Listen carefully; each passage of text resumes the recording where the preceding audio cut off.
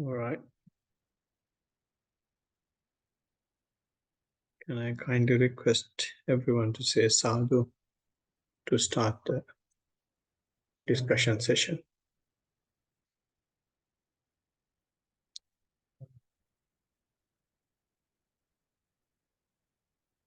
Namo tassa bhagavato arahato samma sambuddhassa.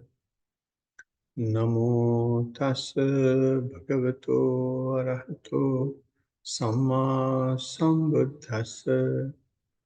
Namo tassa bhagavato arahato samma sambuddhassa. Katang bhavita cha kundaliya chattaro satipatthana katang bahuli kata satta bojjangam paripurenti. Ida kundaliya bhikkhu kaye kaya anupassi viharati atapi sampajano satima vinayya loke abhicca domanassa. Sadhu, sadhu, sadhu. Dear friends in the Dhamma, we have been discussing this discourse for quite a while. This is a section that I have extracted from Kundaliya Sutta, the basis of which now we are very well aware.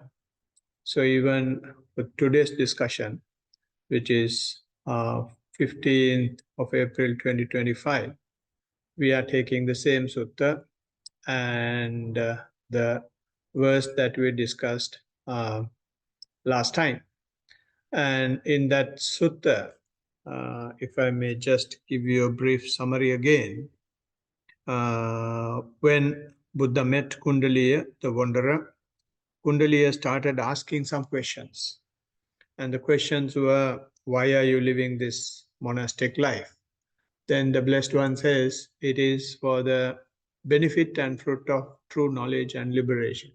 So it was shocking for him to hear an answer like that. So straight away asked, what have I got to what I have got to do to get there? Then he says, you will have to develop 7 factors of enlightenment. Then he's asking, for that, what should I do? Then he says, 4 foundations of mindfulness. And to get there, what is the main requirement? Then he says, 3 kinds of good conduct. Then he says, to get 3 kinds of good conduct, what should I do? Then he says, restrainment of the faculties.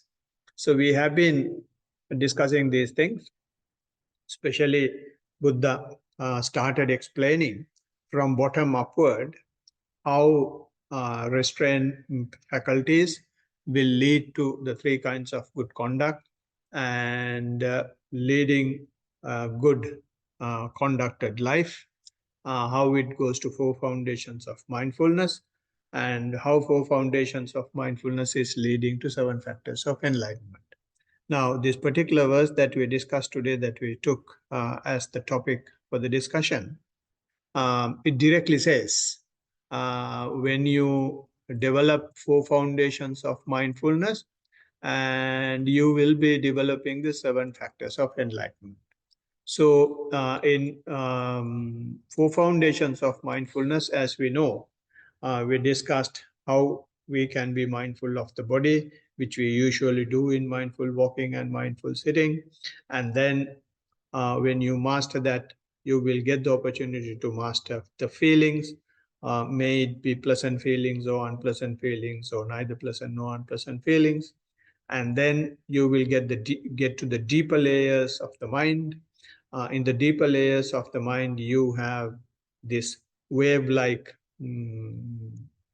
phenomena where you will have the peak of the negative energies, and then you have the drop of the negative energies, such as saraga, sadosa, vitaraga, vitadosa. So like that, it gets negative and gets negative gets reduced, and so on and so forth. It continues.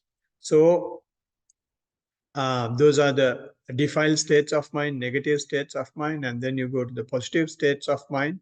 There are about 5 of them, which we have discussed in the previous sessions. So what Buddha says is, irrespective of whether the mind is negative or whether the mind is spiritual, what you will have to do is you simply observe these negativities and spirituality without getting without getting identified yourself with it. So when you do that, the Blessed One says here, what we will be doing is we will be getting open ourselves into the phenomena. So in the phenomena, all what you have is the hindrances to start with. Hindrance is a phenomena, a general thing that might happen. And then even there, the Buddha's advice is, whether it is there or whether it is not there or whether it is appearing or whether it is disappearing, you simply observe. And then the next phenomena is, when you keep observing these things, you will be observing when your attention is in the body, and then you will be observing when the attention is in the feelings. You will be observing the attentions in the mind, and your attention will continue. Your attention will flow between the physical processes and mental processes. So when it is going between the physical and mental processes, all what you see is name and form, which is form, feelings, perceptions, mental volitions, and the consciousness. So in other words, having the attention in those things constantly and continuously is attention in the five aggregates. The Blessed One says simply observe that, and that is a phenomenon. And there is nothing you can do. Only thing you can do is they are working as they are used to work, but without getting involved, you can simply observe. And then when you keep on doing that, you will not stop your day-to-day life. So in your day-to-day life, you will see how this name and form is activating our sense faculties, sense bases. How the eye is going to the forms and the ear is going to the sounds and etc. Even that becomes a phenomenon. And a lot of people think that when we develop in the practice, our eye will not go to form, our ear will not go to sound, our nose will not go to smells. No, all these things will happen. Only thing is, you will have the ability just pass them, escape them without getting caught up. So, in other words, the Blessed One is teaching us a technique to go on the wrong direction of the one-way path without meeting with an accident. The entire world is going in one direction, but we are going on the opposite direction, but without any accident. So it's the observation of the phenomena. And then when you come to this stage, your mindfulness has got to be extremely steady. So when you have steady mindfulness, your mindfulness, which you have started with, the labeling and general awareness, has evolved to a great extent. So this evolution of the great extent is what is identified as the factors of enlightenment, evolution of the factors of enlightenment. And if I may label the factors of enlightenment that the Blessed One has mentioned, by developing four foundations of mindfulness in this manner, he says mindfulness is the first one, and then keen investigations, or Dhammavichaya, or energy, virya, rapture or happiness, which is piti, and calmness, passaddhi, concentration, samadhi, and equanimity, upekkha. So these are the 7 factors of enlightenment. Of those things, I think we discussed first 3 in the last meeting. So if I again give you a brief summary of that, the Blessed One says, this is how the 7 factors of enlightenment starts. The first one, the main one on top, is the mindfulness. So because the mindfulness should come onto the top to come to the path of the Buddha, Buddha says Of course, in the he says you will have to develop four foundations of mindfulness. And even to develop four foundations of mindfulness, there is a main requirement. That main requirement is what the Buddha has given in four foundations of mindfulness as an advice to keep the mindfulness to the fore. So when you keep the mindfulness to the fore, only it will evolve into the fore. It will evolve into the main factor of enlightenment. Only then it will come to the top.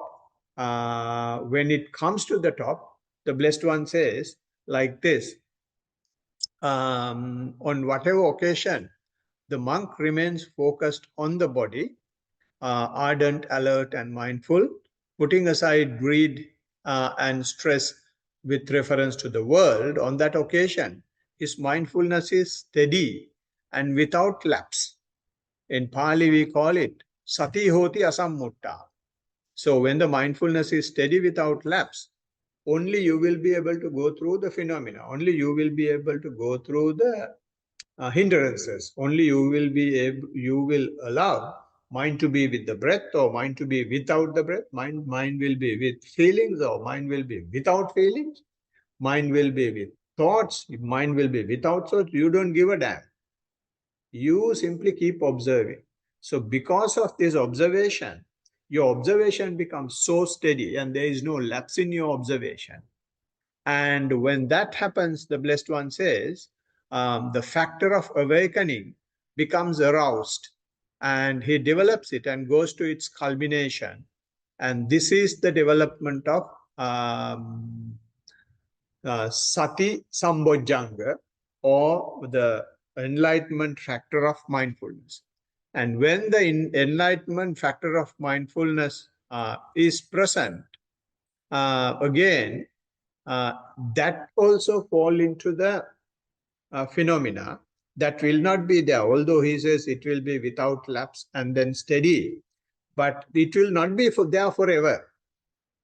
This is the key that the Buddha is teaching. Before Buddha, they thought that it is going to be permanent. But here the Buddha is saying even that will not be permanent. And because your mindfulness is steady, when it is there, you will know that it is there. And when it is not there, you will know that it is not there. And when it is arising, you will know that it is arising. When it is disappearing, you will know that it is disappearing. And in this manner, you will allow even the mindfulness to appear and disappear. And by allowing mindfulness to appear and disappear, even the bojjhanga or the enlightenment factor itself keeps changing. Still, your awareness continues. Changing of the mindfulness is also being observed. So this is where sampajano satima is important. This is where keeping the mindfulness to the fore is important. And so the objects are changing, the what you earned is also changing, but still your awareness is continuing, and it's so funny. And when the awareness continues, he says in this manner, how perfection in the development of the arisen enlightenment factor of mindfulness come to be. That is how it becomes perfect. The perfection comes by observing the very disappearance of the mindfulness that he has developed, giving up so many things. And then, of course, we discussed that last time. And then having the mindfulness in this manner, it says, remaining mindfulness this way, examines, analyzes, and comes to a comprehension of the quality with discernment, which means Dhamma Vichaya.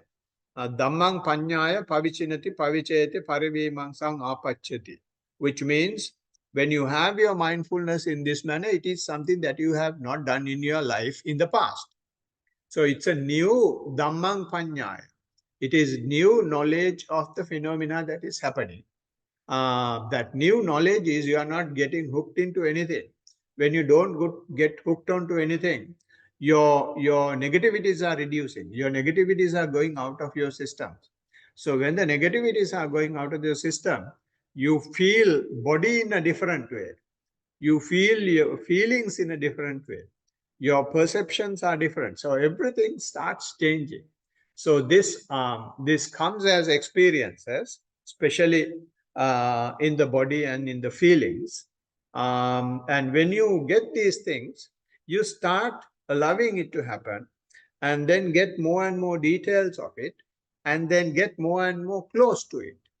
So in that manner, allowing things to happen and experiencing it through the body and through the feelings, and getting more information and getting close and getting intense into it, is what we call Dhamma Vicaya.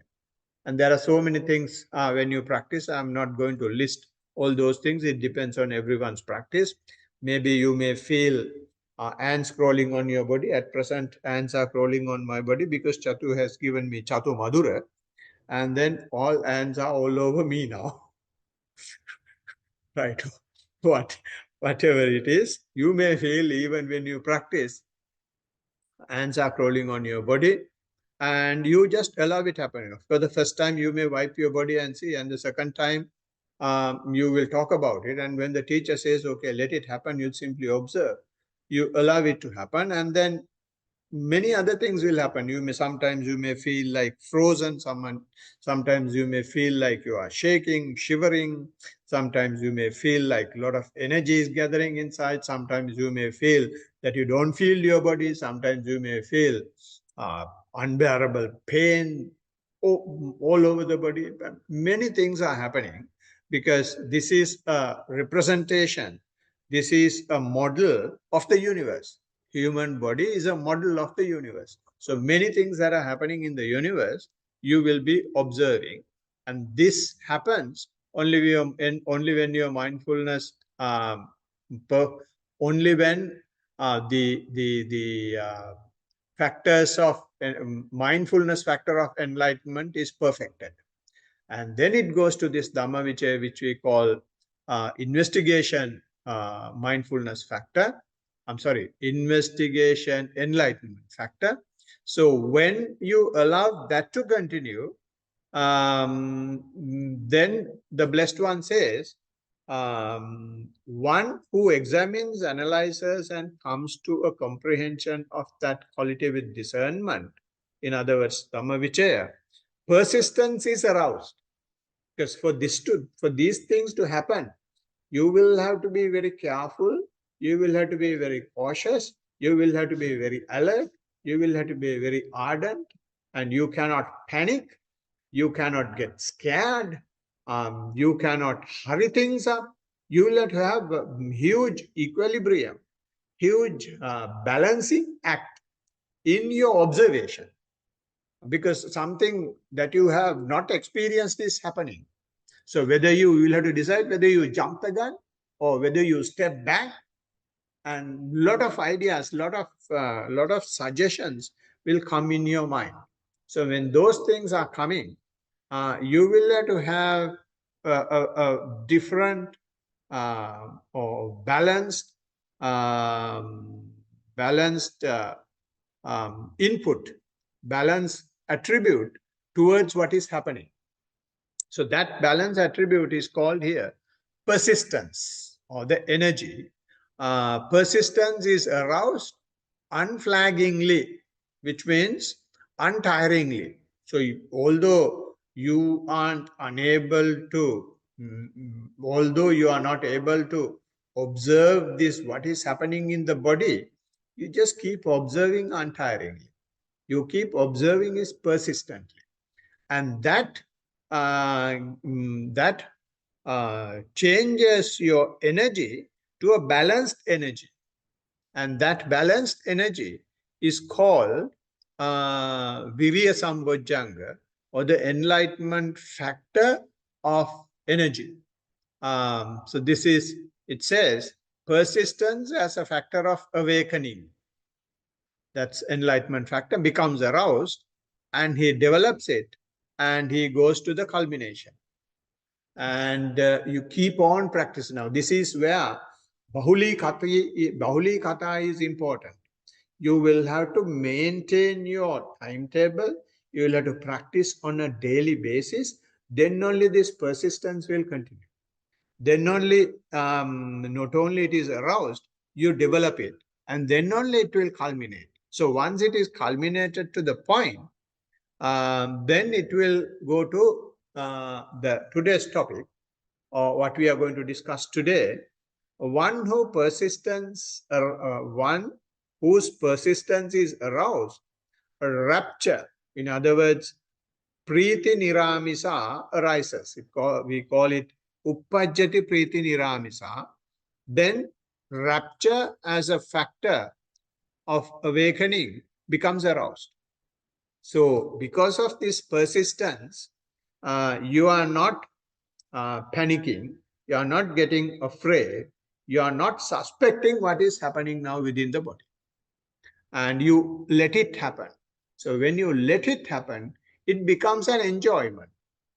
It becomes a rapture in your body. You feel the massaging effect because your mind is now gradually coming out of making decisions, coming out of making intentions, coming out of making judgment. So when the mind becomes gradually freer in this manner, your body becomes also gradually enjoying that mind relaxation. So that enjoyment is called priti. And when priti happens, priti is naturally getting represented in the body. So then it says the rapture as a factor is aroused, and it becomes, he develops it and goes to the culmination. So when we say priti, initially when you are practicing, you may have experienced instances where ants are crawling on the cheeks, or on the nose, or on the lips, or somewhere on the face. So that's the initial stage of the rapture.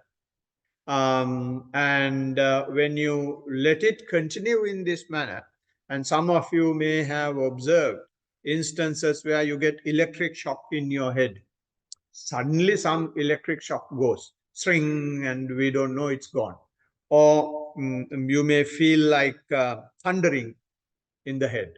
So because that happens, because now the mind is relaxing, and the body is enjoying the relaxation of the mind.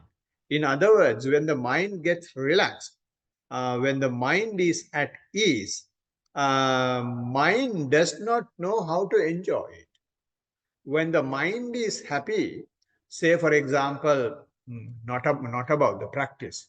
When you get through an exam, when you pass an exam, right? So you will be very happy in the mind. And how do you enjoy that? You keep laughing, you keep talking, you call everybody, and then that enjoyment is expressed from the body. And especially boys, I don't know, maybe even girls, organize parties, and then in that manner, only they know how to enjoy the priti, happiness that comes in the mind.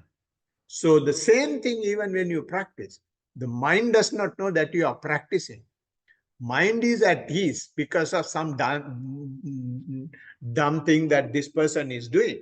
So, but this person is not. This person is not now going to the sensual entertainment. So therefore, mind finds ways through the body to enjoy that relaxation of the mind. So it is, for some people, it is very hard to understand how the relaxation of mind is getting represented in the body. Because actually there are no ants crawling on your face. Actually there is no electric shock, and of course there will have some biochemical reaction. But those are not really there. But the mind is projecting those things. So those are mental projections or mental volitions represented or presented or manifested in the body. So they are not there, but it looks like they are there.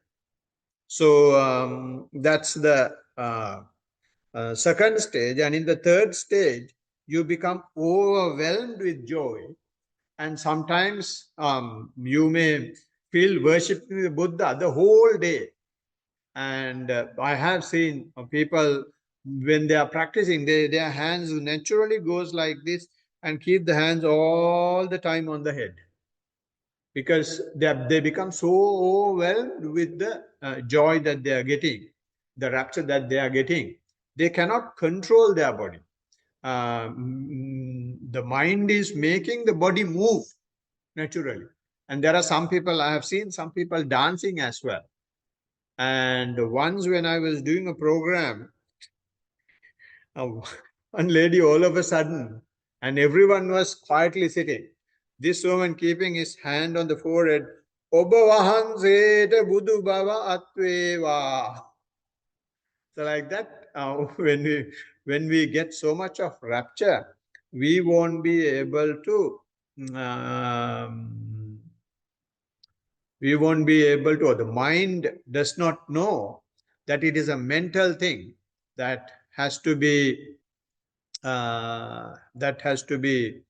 um, enjoyed or represented only in the mind.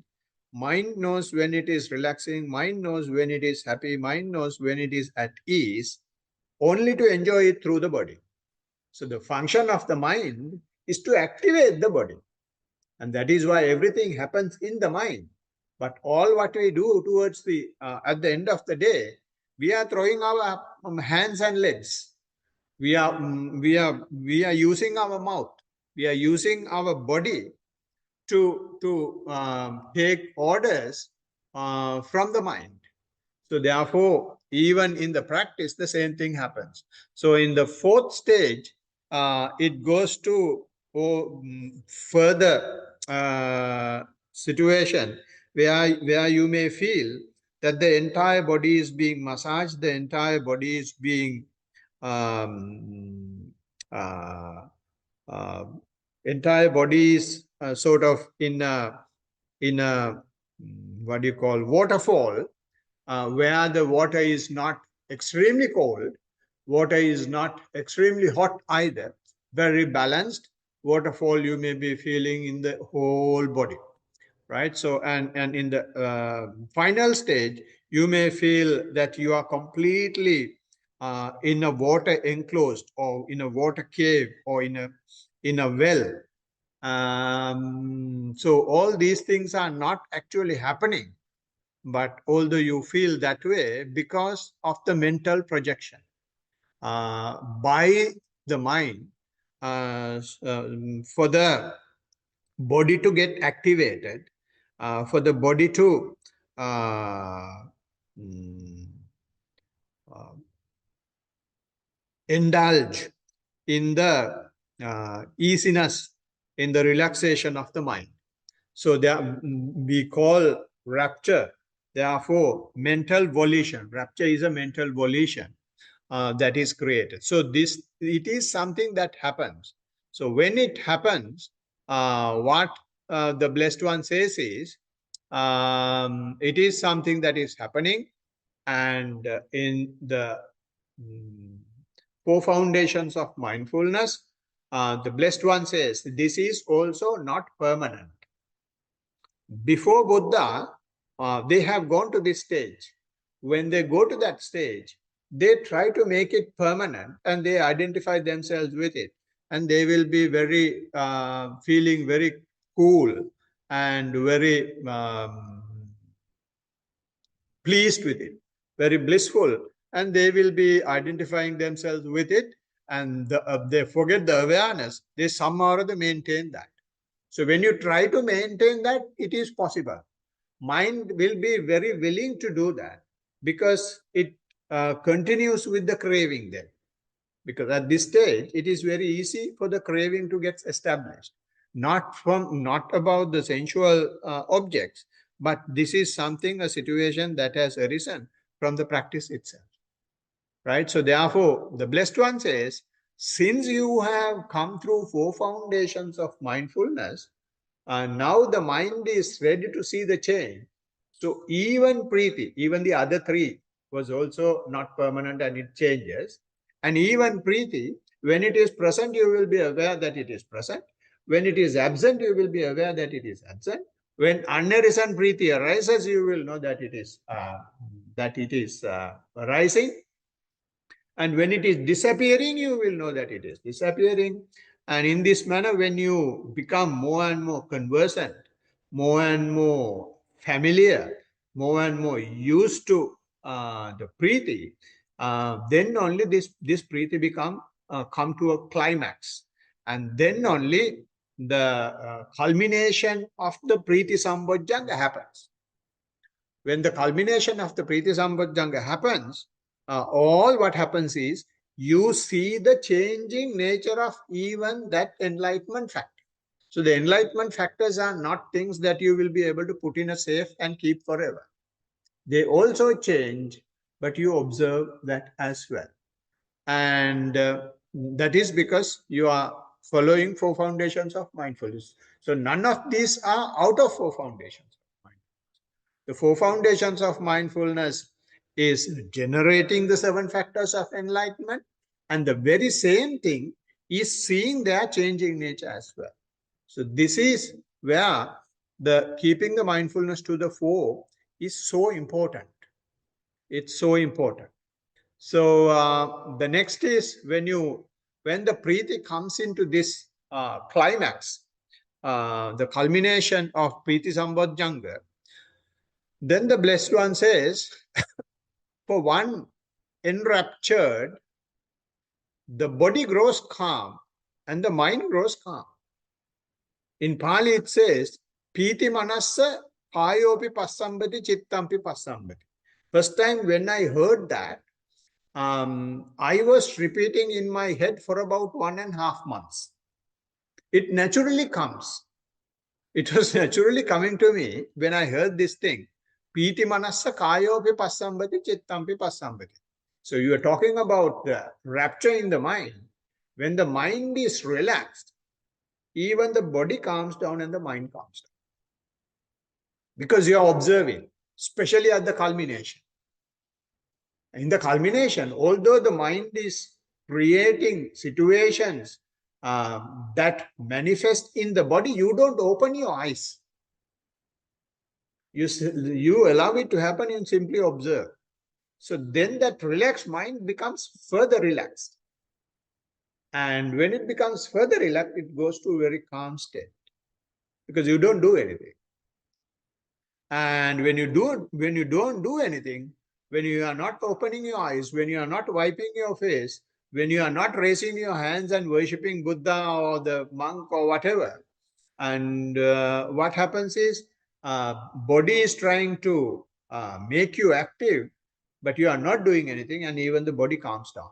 So this is a situation where both physical volitions and mental volitions goes even down, right? So when that happens, we call it, the name that is given for that is serenity as a factor for awakening becomes aroused, which means passaddhi, bliss. Bliss arises, piti manassa, kayopi passambati, vichittampi passambati. Both are getting relaxed, both are getting blissed. So serenity arises, serenity as a factor for awakening becomes aroused, and he develops it and comes to the culmination. How he develops? He keeps observing the change in nature. How it comes to culmination is because you avoid your crying. Initially, of course, you cry. When the preeti is lust, you come crying and say, no, earlier I was having such a nice time. Now my practice is not going so well. And it comes and goes all the time. Not that it is not there, but it is not staying for long. But initially it was staying for long. So I thought my practice is going very well. But now, since it is not staying for long, I don't think my practice is going. There is something wrong in me. Then, if the teacher is a mindfulness practitioner, he will say, there is nothing wrong in you. This is the nature. And this is what the blessed Buddha has said in 4 foundations of mindfulness. You just keep observing. When it is there, you observe. When it is not there, you observe. And that way, the rapture gets culminated. And even the passaddhi, the same thing happens. Same thing happens, even the serenity. The serenity you have, even when you walk in a way that the Mother Earth will not be hurt. Because you don't want any friction to anybody, because both your mind and the body is extremely relaxed.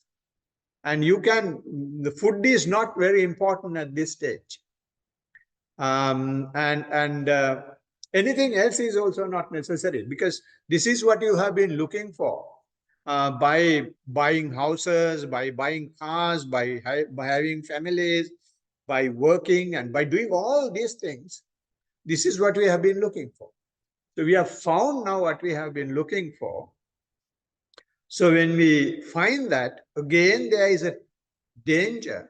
You might get stuck, as happened before Buddha, but very unlikely if you keep the mindfulness to the fore.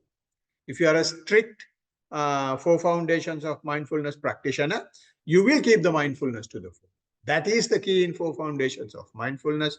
So even there you will say sometimes you are so blissful, and other times it's utter mess in the practice and even in the normal life. Right? Initially, again, you become upset. Right? And the discussion is there, and talks like this are there. And you let it happen. And, initially when you develop it with reluctance, you will start observing. But that reluctance observation over time gives you the ability to go through this wave as well. So in Chittanupassana, we had only two waves. Here there are more than two waves. When it is present, you are aware. When it is absent, you are aware. When unarisen bliss arises, you are aware. And when arisen bliss goes away, you are aware. The process, initially, you will see it only in the middle. When it is present means you are capturing the middle. Absent means you capture in the middle.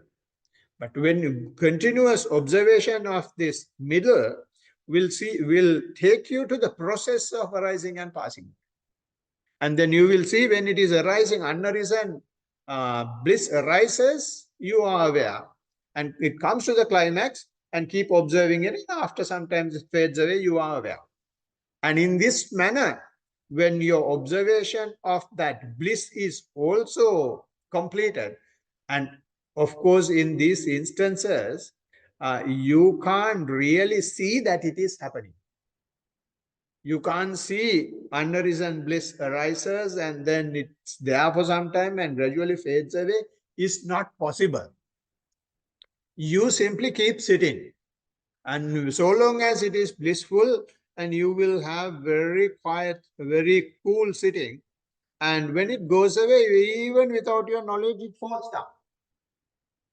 Or you will change your posture. So that bliss is gone. So there is no board to say your bliss is gone. So this is what is happening. I'm not saying you change your posture only when that happens. But when these things are happening in cyclical manner, and you again get up and sit again, that comes, and you allow these things to happen. So you don't know whether it's a rapture, whether it is bliss, you don't know. Only thing you know is you see something is happening cyclically, and there are very slight differences. Earlier, I was feeling that when the rapture was there, I was feeling these things in the body. But now you don't feel even that. But I feel I'm very quiet, very calm. And even that calmness goes. And keep observing. And when you observe this process continuously, the bliss also comes to the climax. Bliss also comes to the culmination. When the bliss comes to the culmination, the mind is now not, mind is almost one-pointed now. The one-pointed that the mind is having is not the object. The mind is not wavering now. Right? It may be a huge cyclone that is going on, but the mind will be simply like a rock. There are so many things happening, and the mind will be simply observing everything happening, or don't observe everything happening. So I was invited for lunch on Sunday to one of the yogis' house. So I went there, and during the Dhamma discussion, someone said we are very busy, so we don't have time to practice. I said, you are not busy. If you want to really see the busyness, practice and come to the moment. When you bring your attention to now, then you will see how busy you will be. Because now is the time. Everything in the universe, everything for you is happening. So when your attention is so sharp, you can see all your physical and mental phenomena. And that place is very busy. But the beauty in this busyness is, you know, everything is busy, but for you to see that busyness, you must have come out of those things. So that is why the huge cyclone is going. But your mind is like a rock, and all the cyclones will come and will hit and won't be able to take the rock away. They will go by the side. Right? So in that way, you become concentrated when you go through rapture and bliss, because these are two areas where the craving can establish, where the clinging can establish. So when the clinging and the craving comes out of the picture or goes out of the picture, then the mind can easily come to concentration. So when the mind is concentration in this manner, here, this concentration, Buddha is not saying that this particular object will be there. All what he says is, this development and culmination happen by observing the changes, by observing the process. So therefore, you are concentrated in the battlefield, not in the target shooting training ground, right? So therefore, that concentration, the Buddha says, one who is at ease, which means with serenity, mind becomes concentrated. It says in Pali, Sukhino chittang samadhyati. When the mind is blissful, naturally the concentration comes. So then he says concentration as a factor of awakening becomes aroused. He develops it and it comes to the culmination. Again, this concentration is also not eternal. That also goes out the window. You will know when it is present, you will know when it is absent initially, because you will know only initially the middle. And then continuously doing that, you will be able to see arising. You will be able to see passing away. And then you will be able to see the process, beginning, middle, and the end. And in that manner, you get used to this process of changing concentration itself. Right? So even the concentration is changing, but your awareness does not change. Your awareness will continue. Now, this very awareness that you had, the awareness which did not have any lapse, which did not have any gap, only has created this situation, but it has changed. It is no longer called awareness. It is changing its mask. Every time when it changes, all what is happening is maintaining awareness, being aware, being aware, being aware. And in that process, awareness is taking different shades, different shapes, different Energy is turning into different positive energies. Mindfulness positive energy is changing into Dhammavichaya positive energy, and then it is changing into Virya positive energy. Although I'm using the positive energy, what it says is the Sambojjhanga, and then it changes to Preeti, then it changes to Passaddhi, then it is changing to concentration. Even concentration is a process. Even concentration is something that is subject to impermanence. Even concentration is something that you don't have control over. That is the skill now the Buddha is developing within us.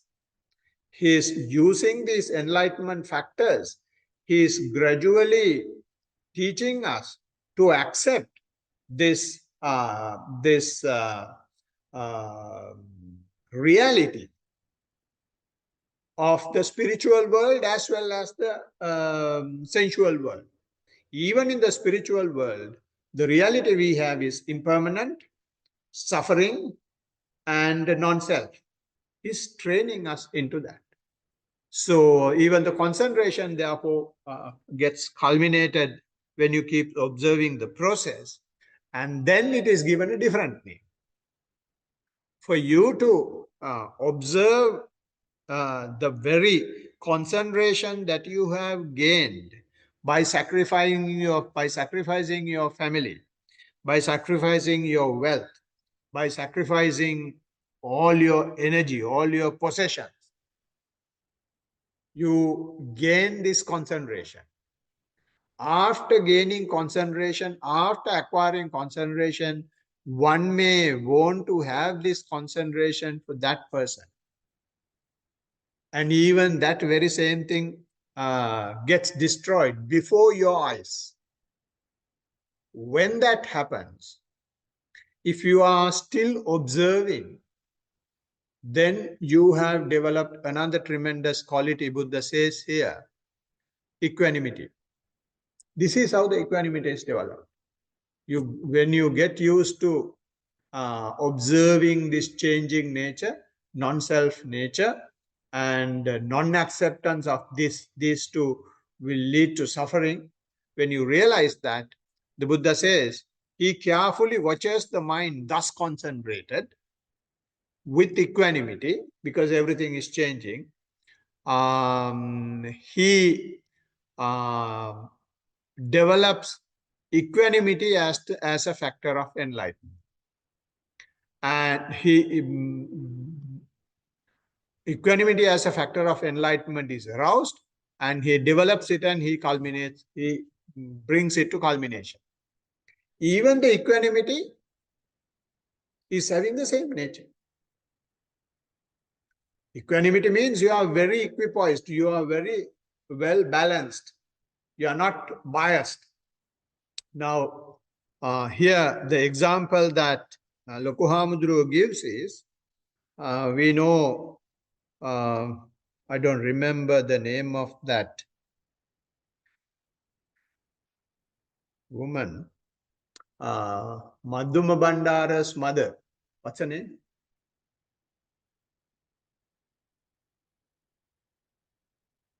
I don't remember.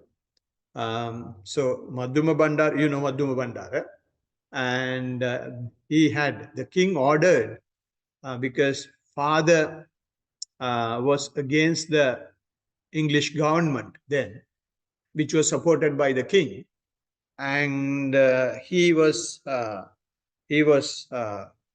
leading rebel. He was the commander of the rebellion, and therefore they could not catch him. Therefore, king ordered to kill the entire family.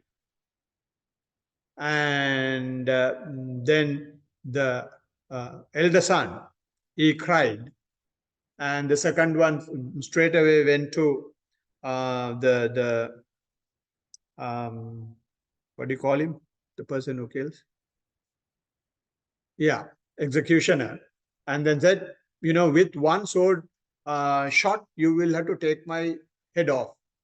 And then everyone was shocked, and his head was taken off anyway. And he became a hero.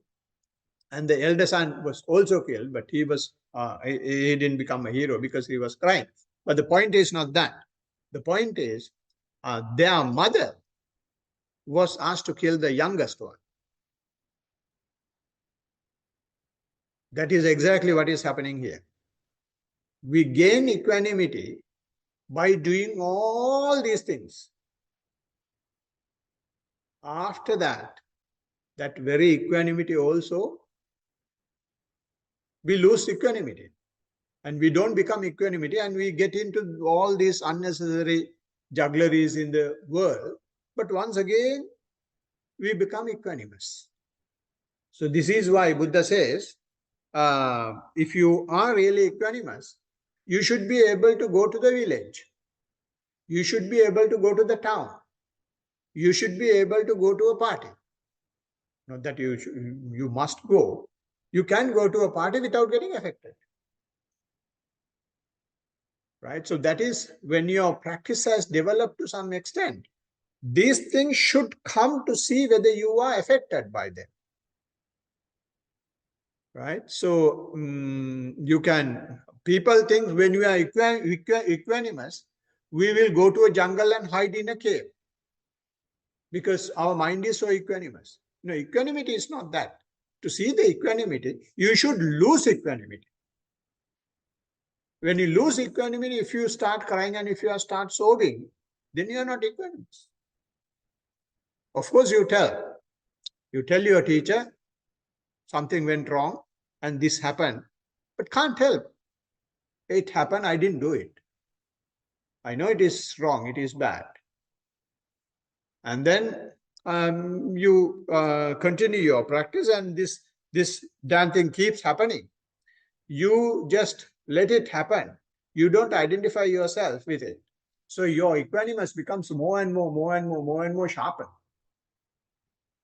When you lose equanimity, and if you can be equanimous of the loss of the equanimity,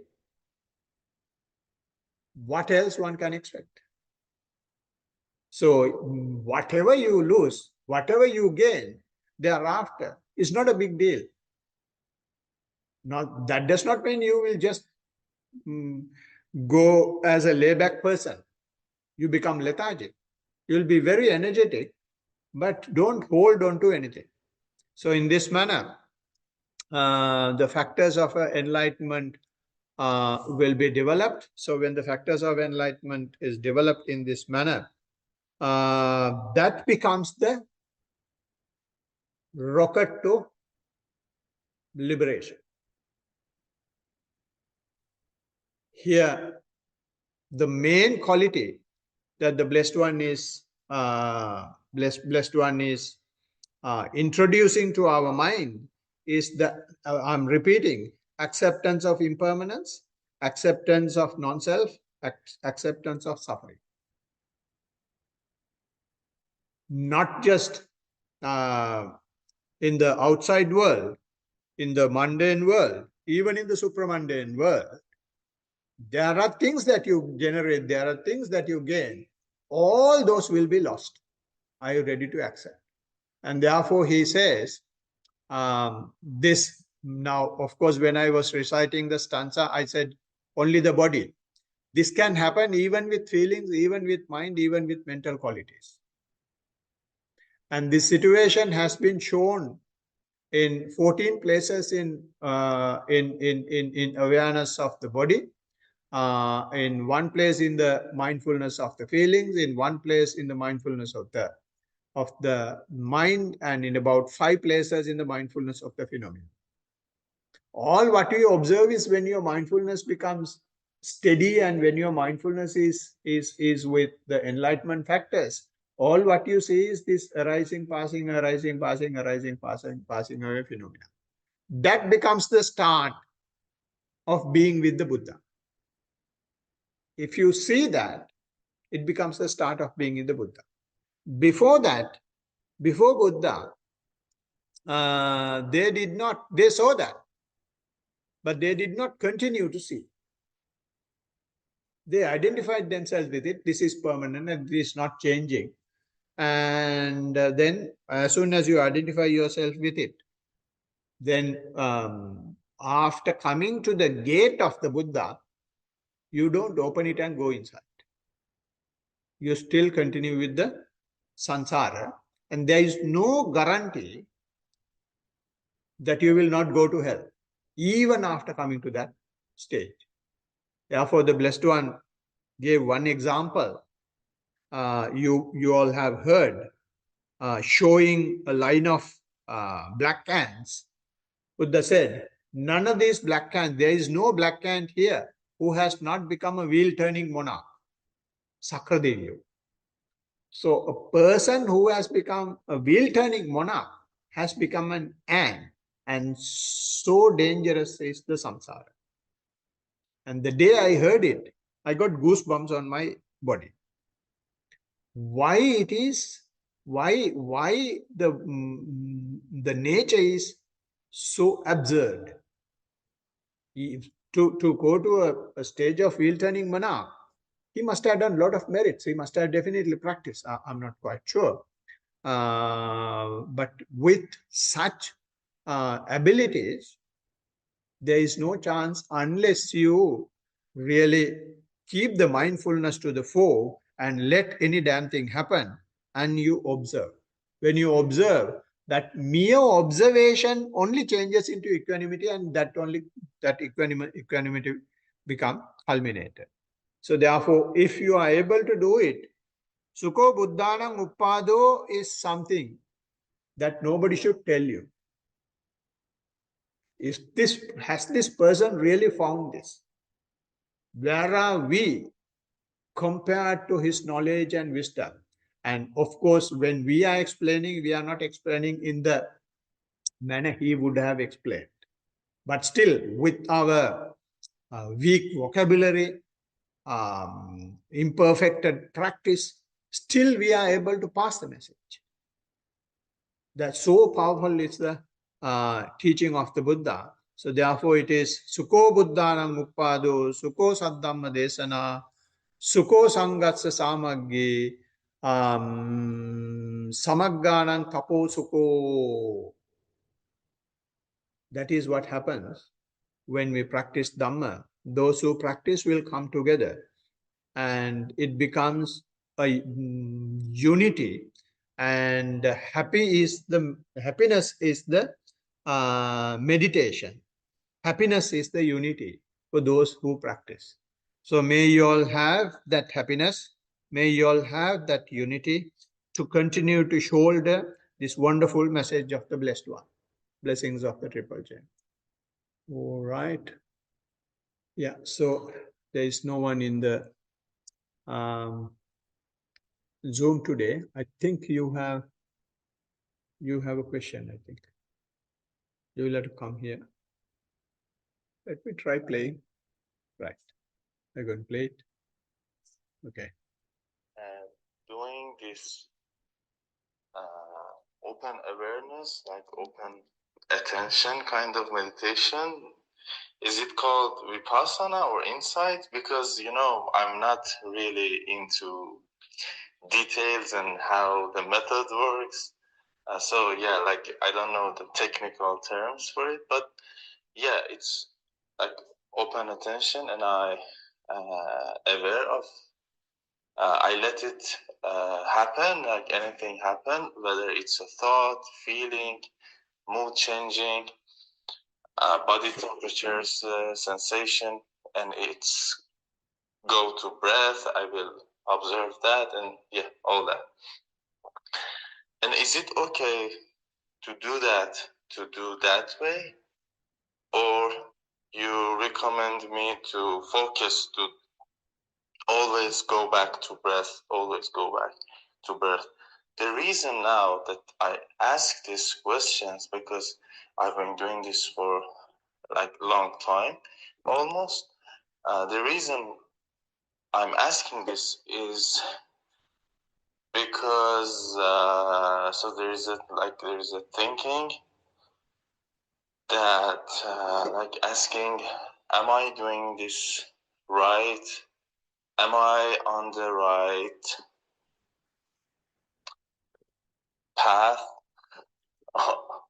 Although there might not be a path, like an apparent path. So yeah, should I like keep doing the way I'm doing, or you recommend me something else? Okay. It is very clear. The mind is asking the question whether you're on the right path because you're on the right path. If you're on the wrong path, mind will not be reminding you that you're on the whether you're on the right path, because you are when you are playing, when you are indulging your sense faculties, mind never came and told you you're indulging in your sense faculties, why don't you go and practice? Mind never said that. And but when you are on the path, mind is coming and asking, are you sure this is the right path? Why don't you go to the breath? That is because you are on the right path, so there is no question about it. And the first question was whether you will have to go back to the breath or you keep the observation continuing. What Buddha says is keep the mindfulness to the fore, which means you allow the observation to continue. If you really listen to the talk today, and we were emphasizing that, Buddha has emphasized that even when you develop the enlightenment faculties. So the key is the continuing awareness. When the continuing awareness takes place, only things will, you will see that there is, whether there is a path or whether there is no path. The path is not doing anything. So when you don't do anything, you think that there is no path. So if you have a path, then you are not on the path. If you feel that there is no path, then you're then you're then you're on the path. That is because your craving is reducing, your perceptions is reducing, your mental volitions are reducing. So everything is getting depreciated. So there is, and of course, when the practice is going in this manner, our mind is asking these questions uh, to throw its defilements out. So this is how the mind is trying to bring its defilements out. And now the defilements that are brought out are not about the sensuality, are not about sloth and torpor. They are about the Dhamma itself, because the mind has been so much cornered. So no change is necessary. This is vipassana. Don't take your attention back to the breath. Let any damn thing happen, keeps observing. And every time when you observe, just see how you feel the body. What Buddha says is keeping the body as the focal point, have the mindfulness to the fore. Say some thought process is going on and you become observant of it. As soon as you become observant, just see how it is being manifested in the body. May not be very gross, it may be very subtle, but since your mind is now very subtle, you may be able to observe those bodily manifestation as well, as soon as you become observant. So therefore, you should keep the mindfulness to the fore as well, but it should not be superficial. When you become mindful, you should be able to see how it is affected in your body as well. So things are going well. Keep it up. Teruvan Saranai. Do you guys have any questions? No? Good. Then we will conclude the session here. So in order to conclude the session, you can again, we have done a lot of, we have generated a lot of positive energies. We can share these positive energies with the rest of the world. And I'll ask both of you.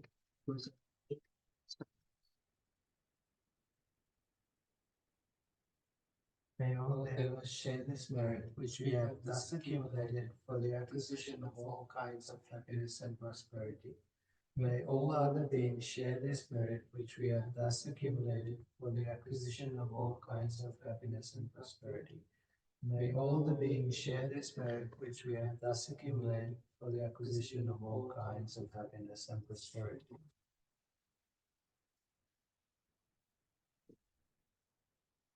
May all beings inhabiting space and earth, devas and nagas of mighty power, having shared this merit, long protect the dispensation.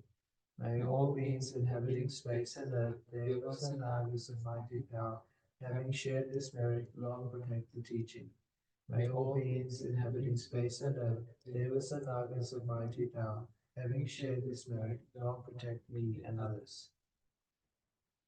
If by deed, speech, or thought, heedlessly I have done any wrong, forgive, O Master, O Victor, greatly wise.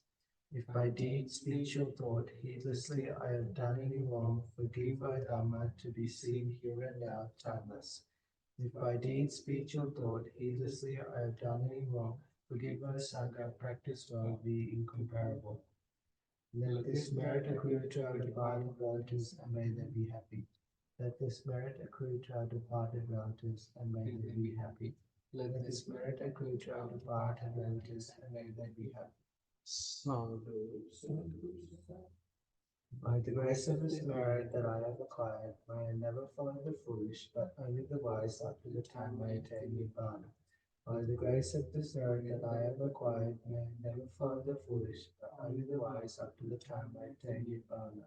By the grace of this merit that I have acquired, may I never follow the foolish, only the wise up to the time I attain Nibbana. Sadhu, sadhu, sadhu, sadhu. And